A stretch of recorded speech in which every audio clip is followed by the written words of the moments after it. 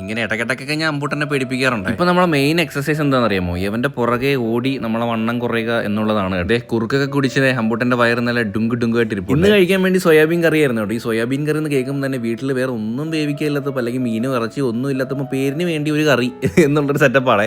അപ്പോൾ ഈ സോയാബീൻ ഇഷ്ടമുള്ളവർ താഴെ കമന്റ് ചെയ്യണം കേട്ടോ.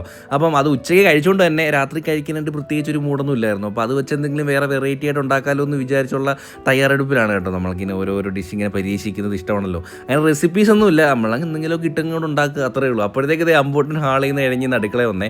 ഇപ്പം വീടിനകത്ത് ചുറ്റും ഇങ്ങനെ നടക്കുക എന്നുള്ളതാണ് അവൻ്റെ മെയിൻ ഹോബി. അടുക്കളയിൽ നിന്ന് നേരെ ബെഡ്റൂമിൽ നേരത്തേക്ക് ഇഴയുന്ന സ്പീഡ് ഭയങ്കര കുറവായിരുന്നു. ഇപ്പം അവിടെ നിൽക്കുന്നതും കാണാം, നമ്മൾ അടുത്തൊന്ന് നിൽക്കുന്നതും കാണാം കേട്ടോ. അപ്പോൾ എന്തായാലും എനിക്കിങ്ങനെ കുക്ക് ചെയ്യാൻ ഭയങ്കര ഇഷ്ടമാണ് ഗൈസ്. ഓരോ ഡിഷ് ഇങ്ങനെ ട്രൈ ചെയ്യാനായിട്ട് ഒരു പ്രത്യേക രസമാണ് അത്, മറ്റുള്ളവർക്ക് ടേസ്റ്റ് ചെയ്യാൻ കൊടുക്കാനും.